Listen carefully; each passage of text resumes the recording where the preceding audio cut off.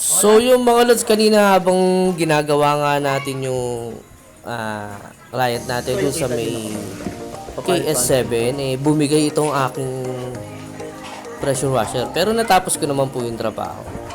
So pagdating ko ng bahay, I try to fix it. Binuksan ko and then pinabidyo ko nga kay Sayo. So, kasi yung mga ganitong klase ng tools or gamit sa hanap buhay, pag pinagawa mo sa iba yan, mahal bayad yan. Okay.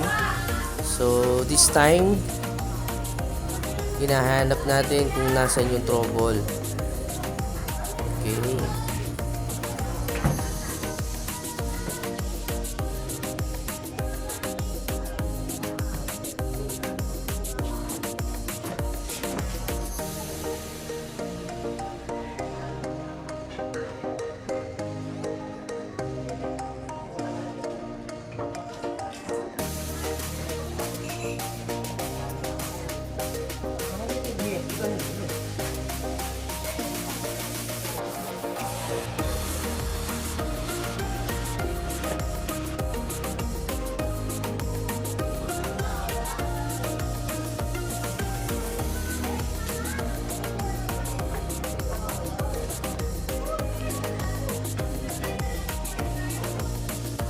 Shari, what shout out?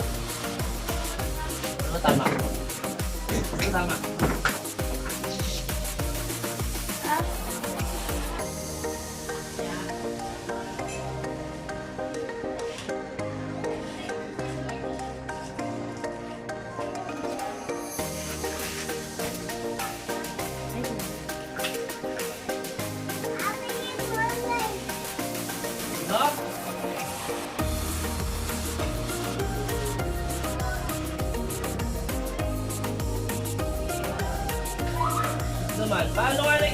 So tuloy-tuloy pa rin tayo, hinahanap natin kung saan yung nag-troubleshoot para i-fix natin at magamit pa natin kasi almost 2 years na rin naman itong pressure washer ko, regalo sa akin ng nanay ko. Bali, bagamat gamit na pero sayang din kasi sa riwa pa dahil maingat din naman ako. So I need to fix it para magamit pa. O yan, pinanonood ako ng mga anak ko. Inaasar pa nga ako, kaya mo ba yan dad? Sabi nila. Oo naman, sayang ng pagiging tech ni daddy kung hindi ko magagawa yan. Hindi pa yung biroan namin. Extension! Sa kanina pa. So sabi ko, extension. Buwan extension. And itatry natin.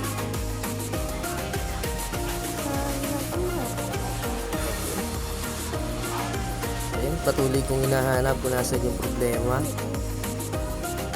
Patuloy natin na inaalam kung nasan yung nag-troubleshoot kasi nangamoy sunog na kuryente or tanso kanina.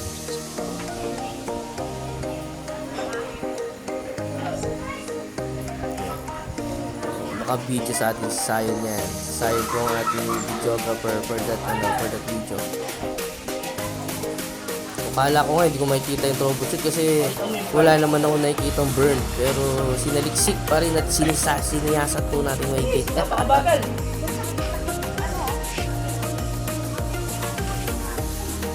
Hanggang sa ginamitan na nga natin na extension at sinubukan natin.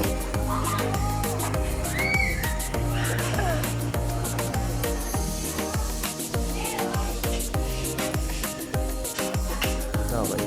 Make sure lang na habang nanonood kayo ng video na to, tapusin nyo po ang video na to. Medyo may kahabaan pero may matututunan po kayo, mga lods. Kung paano mag-fix ng isang pressure washer. Nakasaksak na ba?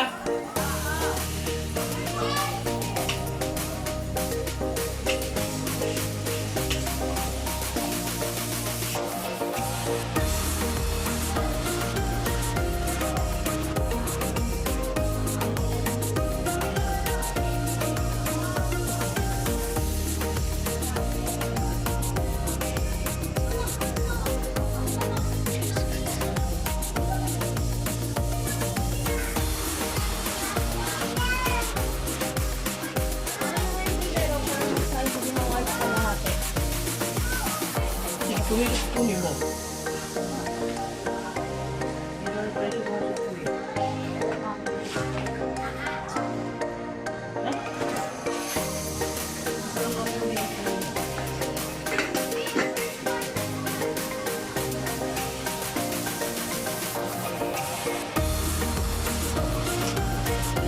So yun, so tinesting nga natin sa extension at hindi talaga siya nagpa-function. Wala talagang power supply. So I try to open the fuse box.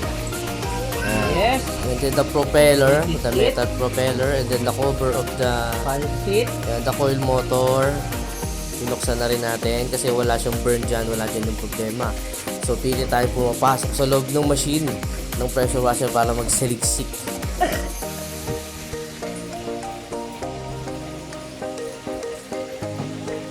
At yun na nga, itinayo na natin para mas makita natin, and then inisa na natin yung apat na sulok ng power supply niyan. May apat po kasi supply yan sa paligid. So, inisa-isa po natin yun. Tinignan, pinunasan. Yung ganito kasing pressure washer, normal lang pong mabasa. Sa totoo lang po, ito po ay wet and dry, pwedeng mabasa. Actually, pag ginagamit ko to, after ko gamitin to, ay nililinis ko yan by itself. Sabihin yung pressure na nanggagaling sa kanya, yun din ang pinanglilinis ko sa kanya. Oh, medyo sa part na to ay nakitaan na po natin ng leads kung anong nangyari. Nakakita kasi ako ng tanso na gabuhok na parang hindi naman siya part ng machine pero parang na-absorb or nahigop, then pumasok dun sa coil kaya nagkaroon ng spark. Kaya kung umabot po kayo sa part ng video na to, paki-comment naman po kung tigasan kayo para alam po kung saan umabot ang video na to. Ang pinipix po natin ngayon ay isang stand-up pressure washer. Kung ginagamit ko sa paglilinis ng aircon, sa pagdidipli ng mga automatic washing machine, kagaya po ng pinagpapatungan natin ngayon na Whirlpool fully automatic dryer. Pinanglilinis ko ng sasakyan at saka ng motor. Yan, sa part na to, parang nakitaan ko na. Okay? Kung nasa ng problema. So, binuksan na natin yung top cover ng motor coil.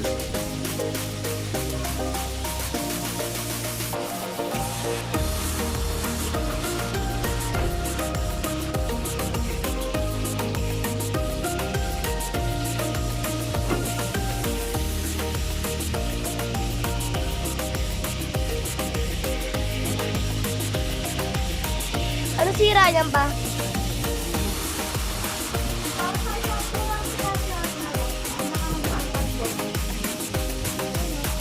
Walang ting.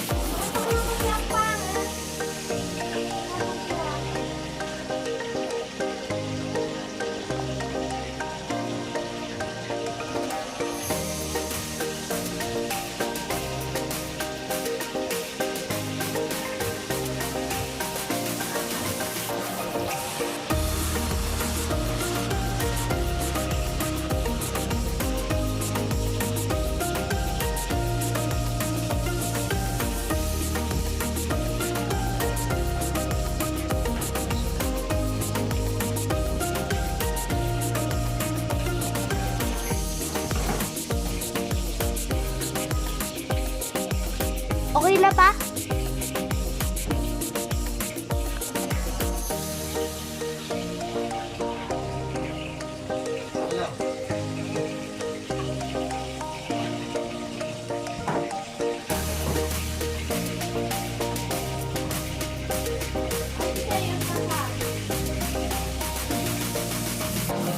Ayun.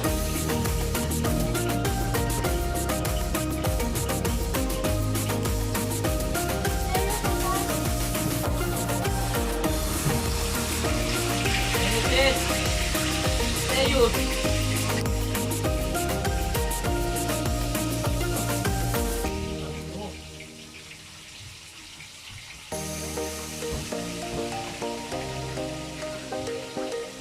Ate, nasa ba?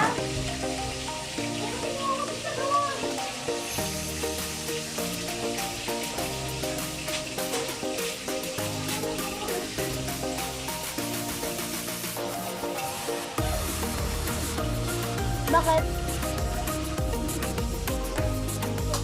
Wala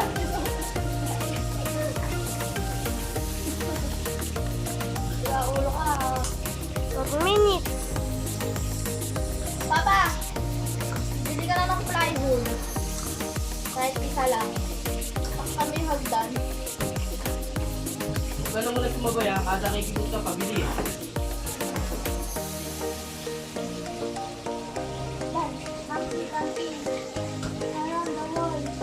Happy, happy. Sa part na yan, malapit na po natin mabaklas yung pinaka-top cover, yung kulay puti na yan. Ito po kasi ang nagsusupport sa motor, sa pinaka-coil ng machine ng ating pressure washer. Yan, so natanggal na po natin at dyan ko na po makikita kung anong naging problema. Stay on video. Yan po tayong 2 minutes para matapos yung video na to, and then nakita ko na nga po yung mga burns. Yan, yung may mga parts na nasunog. Pero not totally busted.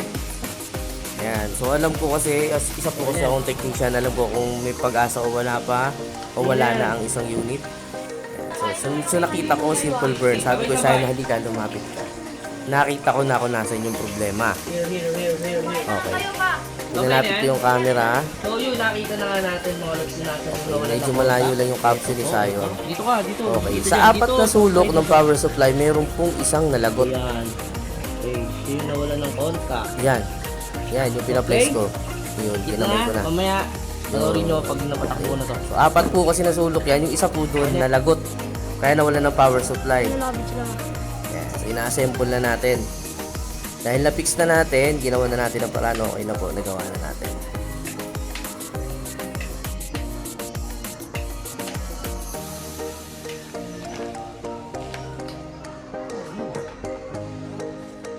Hugot Dito sa part na to, na-fix na natin. So, tinry ko, ba't di pa rin maandar? Yung pala, yung extension, nahugot.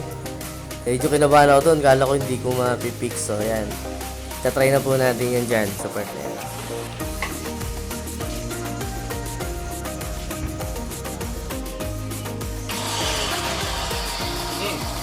Dito ka na. Oh. At yun na nga po, patuloy na binuo at inayos natin. At sa part na yun, gumagana na po siya. Okay, lods. Umabot po kayo sa part ng video na to. Thank you for watching. This is Mangos Vlog, Pamilya Di Magiba. Pag ito, Aircon technician, Freon specialist. Pinaside din po natin ng mga washing machine, oven, water dispenser. Actually, water dispenser po ay Freon din. May Freon din. Okay? Na yan, at buo na po. Thank you for watching. Bye-bye.